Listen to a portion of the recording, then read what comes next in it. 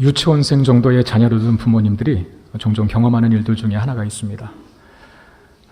그 아이의 무지막지한 질문 공세에 때로 당황케 되는 일이 그것입니다. 유치원도 나름대로 그 아이가 시작하는 첫 사회생활 아닙니까? 보는 것이 많아지고 또 듣는 일이 많아지다 보니까 그것과 비례해서 궁금한 것들도 많아지기 때문에 생기는 현상일 겁니다. 그들이 하는 대답하기 곤란한 질문들 중에는 예를 들면 이런 것이 있습니다. 아빠가 왜 내 아빠야? 하는 질문. 여러분 어떻게 대답하실래요? 과거 내 아내를 어떻게 만난지부터 시작하여서 연애사를 다 이야기하고 어디까지 거슬러 올라가겠으며 어떤 부분까지 소설을 쓰시겠습니까? 아니면 생물학적인 어떤 분석을 통해서 그런 접근으로 아이에게 대답을 시작하겠습니까? 또 이런 질문도 있죠. 아빠 비는 왜 내리는 거야? 알고는 있지만 그 아이의 수준에 맞게 설명하기는 참 어려운 질문이죠. 우리나라에 4계절이 있다 하는데 봄, 여름, 가을, 겨울은 왜 자꾸 바뀌는 거야? 하는 질문도 마찬가지입니다. 저 무거운 비행기가 어떻게 저렇게 높은 하늘을 날 수가 있지? 참 이런 질문들을 종종 받는데 대답하기 참 어렵고 곤란한 질문들입니다. 설명해 줄 수도 없고 설명을 해준다 해도 그 아이의 수준에서는 이해할 수도 없는 그런 질문들입니다. 엄마 아빠가 제대로 답변을 해주지 않는다고 해서 그 아이가 그 질문을 가지고 스스로 답을 찾겠다고 밤새 고민하고 깊이 생각해도 지금 현재 그 아이의 수준에서는 결코 답을 찾을 수 없는 질문입니다. 그래서 저는 그런 난처한 질문에 이렇게 대답했던 기억이 있습니다. 그냥 크면 알게 돼. 근데 이게 사실은 교육학자들에 의해서 어떤 점수를 받을 만한 대답인지는 모르겠지만 그러나 이 대답만큼 현실적으로 명쾌한 답은 없어요. 크면 알게 되는 거죠. 크면.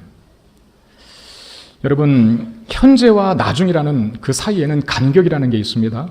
그 간격에는 때로는 배움이 들어가야 되고 또 경험도 들어가야 되고 연륜도 들어가야 되고 성장 등 이런 모든 요소들이 곳곳에 들어가야만 합니다.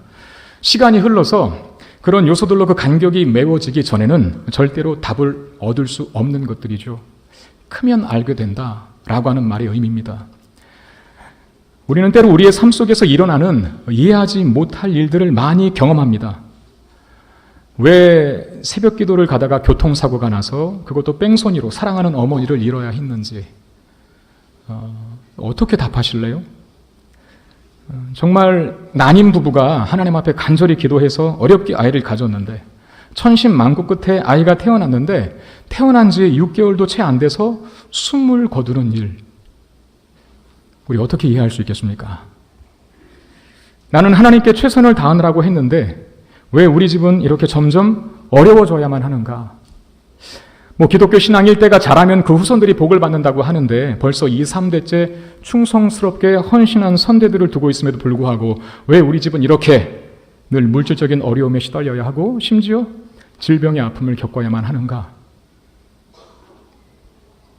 여러분 그런 질문에 우리 어떻게 또 어떠한 답을 가져야 할까요? 사실 우리가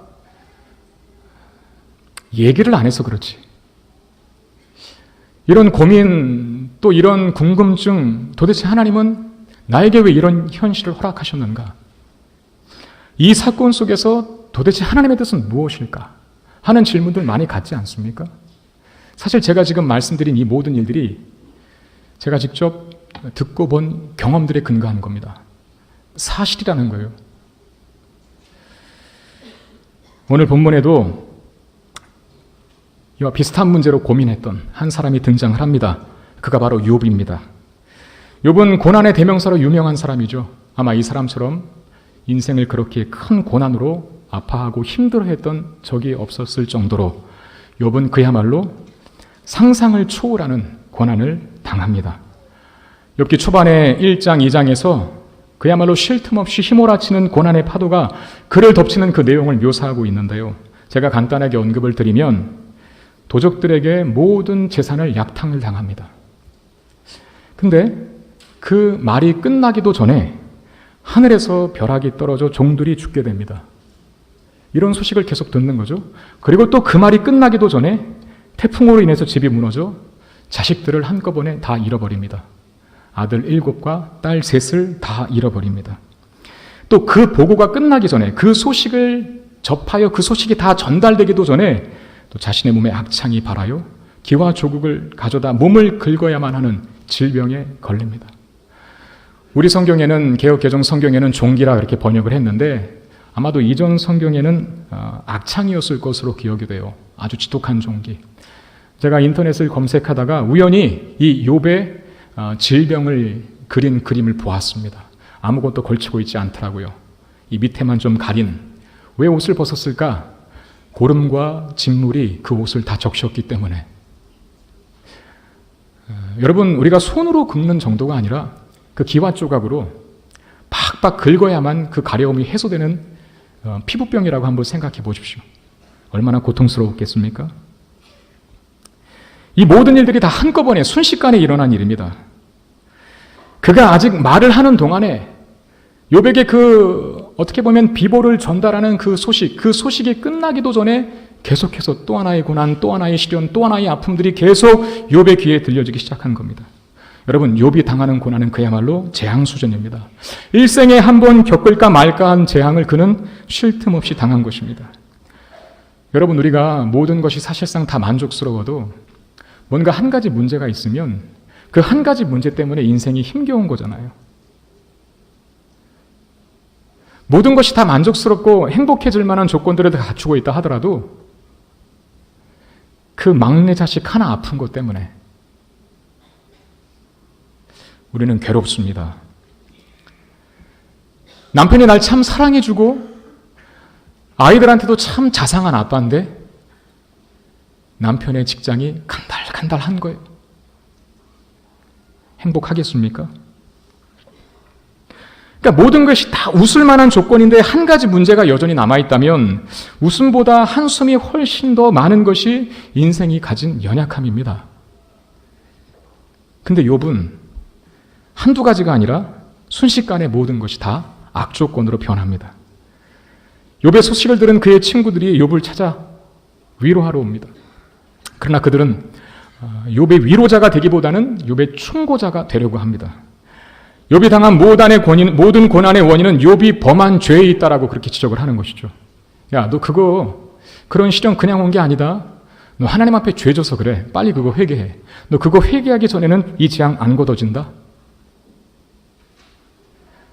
혹시 네가 모르는 죄가 있을 것 아니냐? 한번 잘 생각해봐라.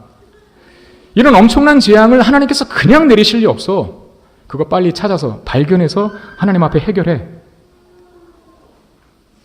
여러분, 그런 친구들의 말에 욥이 수긍을 합니까? 반발을 합니까? 강하게 반발합니다. 왜 그렇습니까? 욥은 하나님께 범죄한 적이 없다고 생각했기 때문입니다. 근데 실제로 욥은 죄에 대해서 굉장히 민감한 사람이었어요.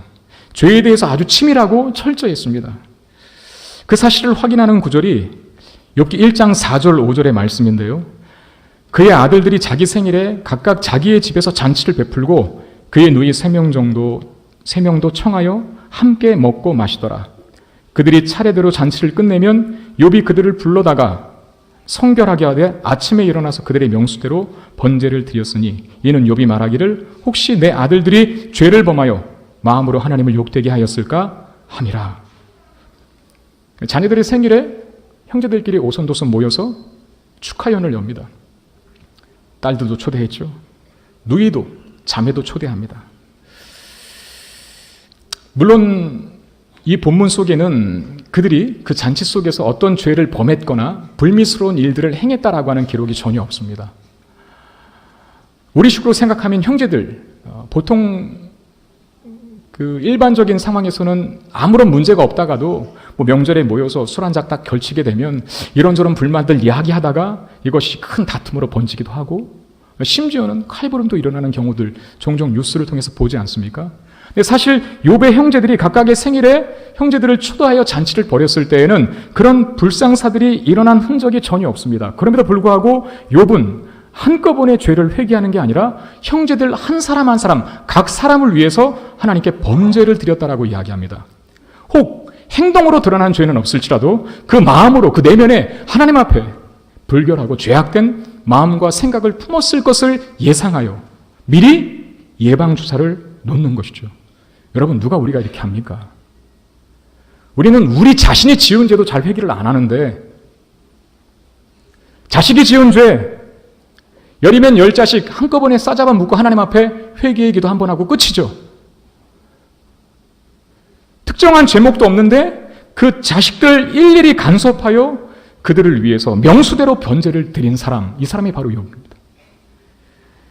욥이 죄에 대해서 얼마나 민감한 자였는지를 보여주는 또 하나의 행동이 있는데, 자신의 재산을 잃고 또 종도 잃고 심지어 집이 무너져 자식들이 다 죽게 되었다는 소식을 들었을 때 욥이 어떤 반응을 보이는지를 보십시오. 1장 20절 22절 말씀인데요. 욥이 일어나 겉옷을 찢고 머리털을 밀고 땅에 엎드려 예배하며 이르되 내가 모태에서 알몸으로 나와 싸운즉 또한 알몸이 그리로 돌아가올지라. 주신 이도 여호와시오 거두신 이도 여호와시오니 여호와 이름의 찬송을 받으실지니이다 하고 이 모든 일에 욥이 범죄하지 아니하고 하나님을 향하여 원망하지 아니하니라. 도적이 출몰하여 재산을 하루아침에 다 빼앗깁니다.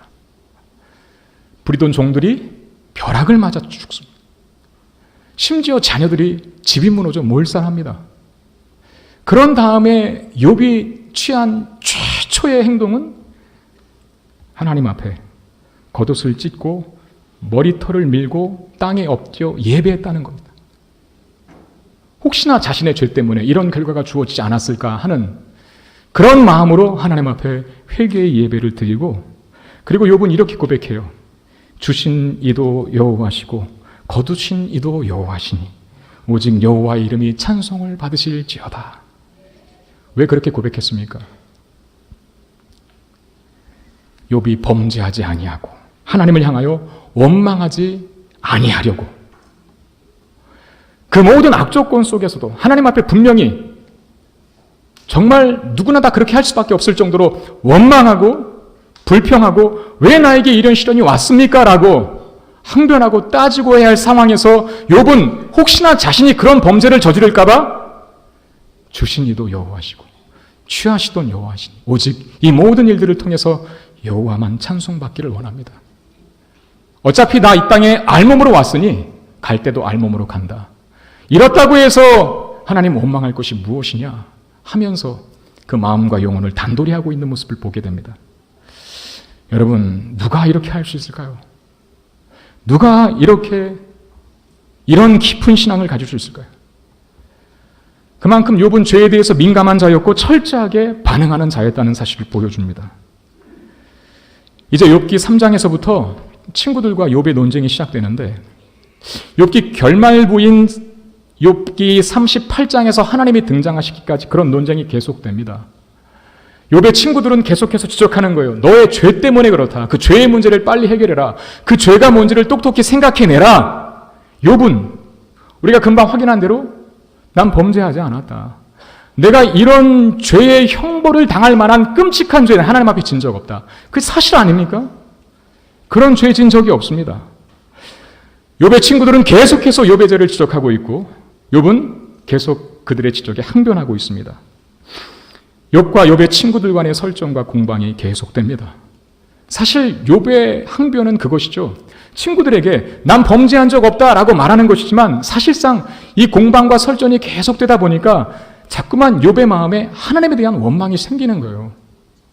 하나님, 저 범죄하지 않았는데 왜 이런 형벌이 제게 주어야 합니까? 왜 이런 고난을 내가 당해야 합니까? 사실상 친구들에게 하는 항변이지만 사실상 그 항변은 하나님께로 점점 향하여지게 됩니다.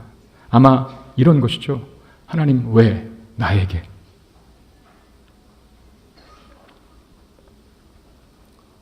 그러다가 이제 38장에 가면 하나님이 등장하십니다. 38장에서부터 욥기 41장까지는 하나님께서 욥에게 찾아오셔서 직접 말씀하시는 내용이 기록되어 있습니다. 욥을 향한 이 하나님의 말씀의 핵심은 그거예요. 네가 날 아냐? 나는 이런 자다. 그러면서 욥에게 하나님 자신을 가르치셔요. 알리십니다.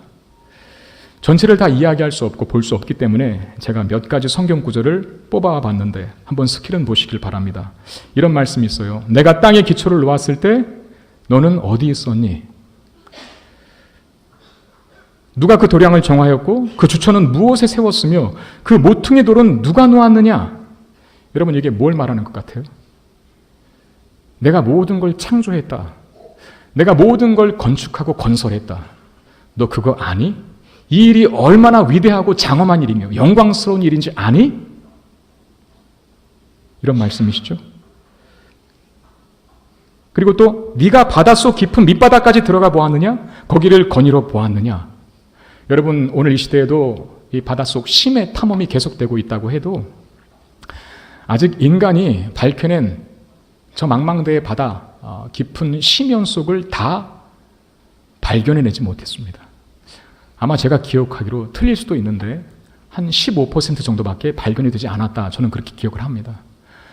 다 모른다는 것이죠. 해조 세계조차도. 근데 그걸 하나님이 창조하셨고 하나님은 그걸 안다는 것이죠. 반문합니다. 욥에게. 너 그거 아니? 저 깊은 바닷속에 뭐가 있는지 어떤 생물이 사는지 아니? 이렇게 묻는 겁니다. 또 빛이 어디서 왔고 어두움이 어디서부터 비롯되었는지 아느냐? 그리고 말씀하십니다. 네가 하늘의 법도를 아느냐? 이 무슨 뜻일까요? 우주와 세상을 창조하시고 또 섭리하시는 이 하나님의 지혜를 말씀하시는 것입니다. 그리고 40장, 41장에서 보면 지금 개역 개정판에는 그걸 번역을 하지 않았어요. 왜? 정확하지 않기 때문에 번역을 하지 않는 겁니다. 가끔씩 구약 성경에 보면 히브리어를 그대로 둔 게 있거든요. 그 번역상 정확한 번역이라 생각되지 않기 때문에 그냥 원어를 그대로 두는 경우들이 있는데 개정판, 우리가 보는 성경에서는 베헤못이라고 하는 단어가 하나 나옵니다. 그게 뭐냐면 이전 성경에는 하마라고 번역된 단어예요. 하마. 그리고 리워야단이라고 우리가 보는 개역개정 성경에 번역된 단어가 있습니다. 번역을 하지 않았죠. 리워야단. 이전 개역 한글판 성경에서는 그걸 악어로 번역을 했죠. 그러니까 하마 이야기를 하시고 또 악어 이야기를 하십니다. 왜 그걸 이야기하시냐면 하마와 악어는 당시에 정말 지구상 가장 강력한 힘을 가진 짐승들로 등장하는 겁니다. 누구도 통제할 수 없고 인간이 낚싯줄로 그걸 제어할 수 없는, 인간이 잡을래야 잡을 수 없고 맞설래야 맞설 수 없는 그 사납고 엄청난 괴력을 가진 그 짐승들, 누구도 통제할 수 없는, 제어할 수 없는, 다스릴 수 없는 그 강력한 짐승들을 나는, 하나님은 다스리고 통제하며 제어한다 라고 말씀하십니다. 여러분 하나님께서 왜 욥에게 이런 말씀을 하실까요? 사실 우리의 속 시원한 답은 뭡니까? 욥이 왜 고난을 당했는지 그 이유에 대한 해명 아닙니까? 우리는 그것을 알고 있죠. 욥기 1장 2장을 보지 않았어도 우리는 욥에 대한 설교를 너무나 많이 들어서 욥이 무엇 때문에 지금 이 엄청난 고난을 당하는지 알고 있지 않습니까? 욥이 잘못해서가 아닙니다. 하나님께서도 인정하시는 순전한 믿음과 신앙을 소유한 자가 바로 욥이었습니다. 그러나 사탄이 참소했지 않습니까? 하나님이 잘해주시니까 잘 섬기는 거예요. 한번 다 말아먹게 해보십시오. 한번 다 주셨던 것 거두어가 보십시오. 욥이 그래도 하나님 잘 믿나? 하나님은 욥을 자랑하고 싶으십니다. 그래? 아니다. 한번 네가 테스트해봐라. 욥이 그 신앙 버리나? 사실 이게 이유거든요. 욥의 고난의 이유. 그러나 욥이 계속 고뇌하고 있고 왜 나에게 이런 고난이, 왜 하나님 저에게 이런 시련을 허락하십니까? 라고 그렇게 질문을 하고 있음에도 불구하고 하나님 나타나셔서 욥이 납득할 만한 명쾌한 답을 딱 주기보다는 창조의 신비에 대해서 이야기하시고 그 모든 이 엄청난 그야말로 삼라만상 우주의 모든 세계를 창조하신 그 능력에 대해서 말씀하신 후에 내가 그것들 만들어 놓기만 한 것이 아니라 내가 그걸 직접 통제하고 다스리고 제어하며 주관하고 있다라고 말씀하십니다. 여러분 우리 하나님은 이 지구만 지은 게 아니지 않습니까? 온 우주, 이 광활한 우주의 모든 세계까지도 다 창조하셨죠. 하나님의 질서와 섭리와 간섭이 없으면 이 지구는 순식간에 멸망할 수밖에 없습니다. 그러나 그 모든 것이 조화롭고 아름답게 공존하도록 하나님께서 보이지 아니하시는 그 간섭과 능력으로 섭리하고 계시기 때문에 우리가 살 수 있는 것이죠. 그렇게 광활한 통치자요, 우주의 전능자로 일하시면서 또한 우리 하나님 너무나 세심하신 일까지 하십니다. 왜? 참새 한 마리가 땅에 떨어지는 것도 하나님 허락 없이는 안 된다 그랬거든요. 여러분들은 여러분들의 머리카락이 몇 개인지 아십니까? 하나님은 아십니다. 그러니까 엄청나게 큰 일을 하실 뿐만 아니라 엄청나게 소소하고 세밀한 일까지도 다 하나님의 그 무궁하고 무한한 지혜와 능력으로 간섭하고 계시는 것을 욥에게 가르치셔요. 여러분, 어떻게 해야 우주를 조종하고 이 삼라만상을 통제할 수 있을까요? 그 일을 하는 동시에 어떻게 우리의 머리털까지도 다 세실 수 있는 그 능력, 그 지혜, 어디서부터, 그 어떻게 얻어지는 것이고, 그 어떻게 합니까? 인간의 머리로 계산할 수 없고 다 풀어 헤아릴 수 없는 기묘하시며 전능하신 하나님, 그 하나님이라는 사실을 욥에게 나타내십니다. 여러분, 욥은 자신이 하나님을 다 아는 줄 알았어요. 고난당하기 전에 어떻게 욥이 하나님을 알았습니까? 그의 항변을 통해서 발견할 수 있습니다. 내가 죄를 짓지 않았는데 왜 나에게 이런 결과가 주어집니까? 내가 뭘 잘못한 것입니까? 이게 욥이 아는 하나님이셨습니다. 아마 욥의 친구들도 강조점만 다르지 똑같은 지식에 머물러 있었던 것 같아요. 너 죄 때문에 지금 벌 받는 거다. 욥은 나 죄 안 졌다. 그러므로 난 벌 받을 사람이 아니다. 강조점만 틀리지 사실상 주제는 하나예요. 같은 거 아닙니까? 욥과 욥의 친구들이 이해하는 하나님, 어떤 하나님입니까? 잘하면 상 주고 못하면 벌을 내리시는 하나님, 인과응보의 하나님, 그 수준을 가지고 욥은, 그리고 욥의 친구들은 그 무한하시고 광대하시고 그 지혜와 지식이 한이 없으신 하나님을 분석해내려고 했다는 겁니다. 분석이 되겠습니까? 나는 이제 1 더하기 1이 2인 걸 알았는데 그러면서 수학 마스터했다고 미분적분이 필요한 문제를 풀겠다고 달려드는 거예요.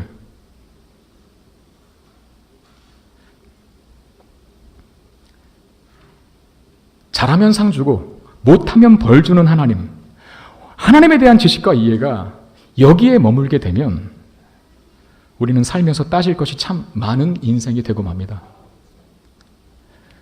얼마나 많습니까? 하나님, 난 하느라고 하는데 다른 게 뭡니까?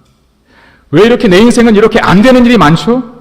내가 몇 년을 하나님 앞에 교회에 충성 봉사했는데 왜 이렇게 내 사업은 자꾸만 어려워져야만 합니까? 왜 제 인생은 되는 일보다 안 되는 일이 더 많습니까? 그러다가 어디까지 따지게 되냐면 도대체 하나님 믿는 것과 안 믿는 것의 차이는 뭔가요? 라고 대들기 시작합니다. 여러분, 안 그러시는 것 같죠? 우리 다 그래요. 네? 여기서는 지금 믿음 좋은 척 앉아 계시지만 막상 여러분들의 현실이 그렇게 돼 보십시오. 권사님이고 장로님이고 다 필요 없더라고요. 사업 안 좋아지니까 교회 떠납니다. 그러면서 이렇게 대답해요. 내가 하나님 섬긴 게 얼만데, 내가 얼마나 교회를 위해 충성 봉사했는데 왜 하나님은 이런 식으로 보상하시는 거야? 나 그런 하나님 안 믿을래.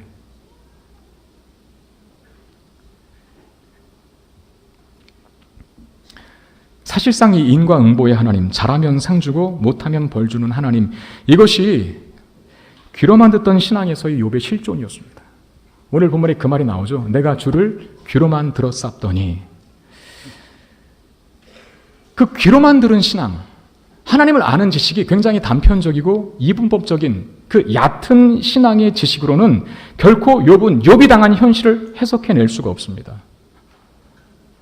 욥의 혼란과 욥의 분노는 그 지식으로 엄청나게 크신 하나님의 일하심을 해석해내려 했기 때문에 오는 필연적인 오류였던 것입니다.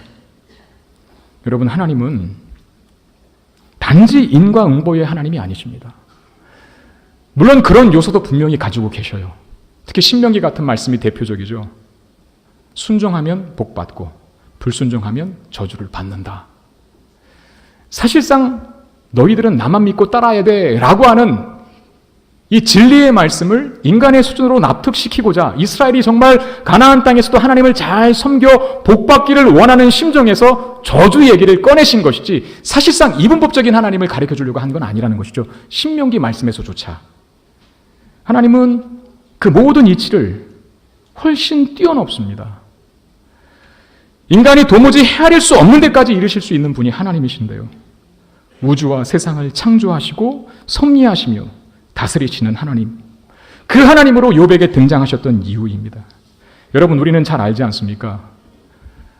온 세상이 아니라 한 가정도 제대로 다스릴 수 없는 게 우리 가장들의 형편이라는 사실. 저도 가장입니다. 한 가정의 가장이거든요. 저는 지금 걱정돼 죽겠어요. 우리 가정이 제대로 설 수 있을까? 왜냐하면 제가 집에를 거의 안 들어가거든요. 우리 아이들의 질문은 그것입니다. 아빠 언제 나가세요? 아빠 또 오셨어요? 언제 가시나요? 과연 내가 저들을 가르치지 못하고 깊이 관섭하지 못하는데 저들이 바르게 자라날 수 있을까? 우리 한국교회에도 훌륭한 신앙의 선배들, 사실상 그 이면에는 자식들의 희생이 있었지 않습니까? 가족의 희생. 훌륭하지만 교회 속에서는 그래서 인정받지만 항상 그 자식들은 어떻게 대답하나요? 저에게 목사님은 계셨지만 아버지는 없었습니다 라고 하면서 가족 식구가 아닌 다른 사람들은 그래 훌륭하다. 목사님이 가정도 돌보지 못할 정도로 교회 일에 열심을 내셨구나. 우리는 칭찬해 주지만 그 당하는 당사자, 가족들은 굉장히 괴로운 일이거든요. 가정 하나도 제대로 건사 못하고 가정 하나도 제대로 통제 못하는 것이 우리 가장들의 형편이고 실존입니다. 조금 더 큰 개념으로 가볼까요? 사업을 하시는 분들 한번 생각해 봅시다. 어떤 회사를 경영하는데 직원이 10,000명, 20,000명 되는 겁니다. 얼마나 노세 분장이 많습니까? 얼마나 갈등과 싸움과 투쟁이 많습니까? 그거 일일이 다 들어주고 그럼에도 불구하고 회사가 이윤을 내고 흑자 전환하고 하도록 이끌어가는 리더십, 그런 경영, 그런 지도자 쉽지 않습니다. 정말 어렵습니다.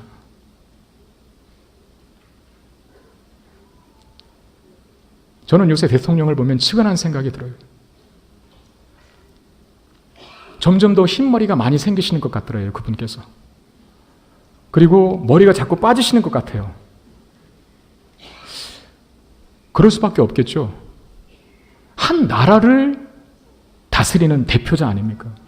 그 얼마나 많은 이해관계와 또 얼마나 많은 고민과 또 얼마나 많은 민원과 또 얼마나 많은 갈등과 분쟁들, 이거 해결하면 저거 터지고 저거 해결하면 이거 터지고 여기 해결하면 또 저기가 불룩 나오는 풍선효과처럼 뭔가 하나에 딱 부러진 대안 없이 비전은 계속 제시해 놨는데 정말 구체적인 실적과 성공적인 직무를 수행할 수 있을까 하는 그런 불안함들 왜 없겠습니까? 저는 대통령 시켜줘도 안 할 것 같아요. 그래서 여러분 같으면 하실 수 있겠습니까? 그 자리가 주는 어떤 부와 명예와 권력, 이런 아름다운 메리트들이 있지만 그 메리트들은 사실상 그 직함이 갖는 무게감 때문에 다 상실되고 말죠. 한 나라를 치리한다는 그래서 굉장히 어렵고 힘든 일입니다. 우린 대통령을 위해서 많이 기도해 드려야 돼요. 네? 그런데 하나님은 한 나라가 아니라 온 세상을 만드셨고 그 온 세상이 아름답게 유지될 수 있도록 지금도 관여하시고 섭리하시고 간섭하십니다. 심지어는 참새 한 마리 떨어지는 것까지도 다 알고 계시고 다 관여하시고 또 심지어는 우리의 머리카락이 몇 개인지도 다 알고 계시고 세고 계시는 하나님. 인간 중에 누가 그렇게 할 수 있겠습니까? 그런 넓고 크고 위대하시고 또 세밀하시고 아주 정밀하신 그 하나님을 욥과 욥의 친구들은 한 가지 잣대로 분석해내려고 그랬던 거예요. 인과응보의 하나님. 잘하면 상 주고 못하면 벌 주는 하나님. 그러니까 분노하는 겁니다. 그러니까 원망이 속으로부터 솟구쳐 올라오는 겁니다. 이제 알았죠, 욥은. 욥기 38장과 41장에서 창조의 신비와 그 경이로운 창조의 세계를 운행하시고 다스리고 섭리하시는 그 하나님을 알게 된 욥이 이제 부끄러워서 하는 고백이, 회개하며 하는 고백이 저와 여러분들이 읽은 본문입니다. 욥기 41장 1절 3절 욥이 여호와께 대답하여 이르되 주께서는 못하실 일이 없사오며 무슨 계획이든지 못 이루실 것이 없는 줄 아오니 무지한 말로 이치를 가리는 자가 누구냐. 이 자기한테 하는 말이거든요. 무지한 말로 그 이치를 가리는 자가 누구냐. 나는 깨닫지도 못한 일을 말하였고 스스로 알 수도 없고 헤아리기도 어려운 일을 말하였나이다. 하나님의 크심과 지혜로우심을 감히 계산하려 했던 자신의 무지와 한계를 인정합니다. 자연세계에 나타난 하나님의 깊은 지혜를 보면서 욥은 겸손해질 수밖에 없었던 것이죠. 불평하고 원망했던 자신의 죄를 회개합니다. 왜 나에게 이런 일이? 자기의 짧은 계산의 결과예요. 하나님, 이건 불공평합니다라고 답을 가진 거예요. 그러나 하나님 말씀하십니다. 너의 그 짧은 생각으로 나의 그 모든 계획을 다 판단해내려고 하지 마라. 그건 너의 얕은 신앙만, 아주 낮은 신앙만 증거하는 외침일 뿐이다. 그래서 욥이 회개하는 것이죠. 내가 주께 기로만 드럽쌌더니 이제 드디어 드악이 일어납니다. 이제 눈으로 주를 배움나이다. 하나님에 대한 이해의 지평이 더 넓혀졌습니다. 욥은 아마 이렇게 깨달았을 거예요. 아, 그렇구나. 내 짧은 이 인간적인 이해력으로 하나님의 일하심을 다 계산할 수 없구나. 비록 내가 나에게 틀리게 보이는 일까지라도 나에게는 이것이 손해고 나에게는 이것이 불합리하고 나에게는 이것이 불공평한 일임에도 불구하고 하나님 안에서는 그것이 선이 될 수도 있겠구나. 그것이 정당한 일이 될 수도 있겠구나. 그것이 가장 합리적인 일이 될 수도 있겠구나. 이런 깨달음을 얻게 된 것이죠. 그게 눈으로 주를 배움나이다. 이 고백에 담긴 의미입니다. 결국 하나님께서 욥에게 고난을 허락하신 목적은 참소하는 사단에게 욥의 신실함을 증명해 보이시기 위함이기도 있었지만 결국 욥의 이 얕은 신앙을 더 깊은 신앙으로 끌고 가기 위한 의도였다는 것을 확인할 수 있습니다. 여러분, 우리가 고난당할 때, 우리가 괴로움 속에 있을 때 참 이해되지 않는 불공평해 보이는 현실에 접했을 때 우리는 두 가지를 기억해야만 합니다. 하나는 하나님이 크시다는 것, 하나님 위대하시다는 것, 하나님 전능하시다는 것, 하나님 무궁한 지혜를 가지고 계시다는 것, 이걸 이해하십시오. 그리고 입을 다무셔야 됩니다. 하나님의 절대적인 지혜와 절대적인 권능과 절대적인 그 능력 앞에, 그 위엄 앞에 우리는 무릎을 꿇 책임밖에는 없는 존재들입니다. 그리고 또 하나 이렇게 생각하십시오. 하나님이 이 고난과 아픔과 시련을 통해서 나로 하나님에 대한, 하나님을 아는 지식을 더 깊게 만들어 가시겠구나. 귀로만 들었던 하나님을 그냥 전통과 어떤 종교적인 가르침을 통해서만 이해했던 그 하나님을 이제 인격적으로 실제적으로 체험하는 하나님이 되도록 만드시기 위하여 내게 때로 이해하지 못할 이 고난과 엄청난 시련을 허락하시는구나. 이렇게 받아들이시면 되는 겁니다. 여러분, 우리가 믿음이 좋다, 또 신앙이 깊다라고 말을 하는 경우들이 있는데 여러분, 어떤 기준으로 믿음이 좋다, 신앙이 깊다라고 말씀하십니까?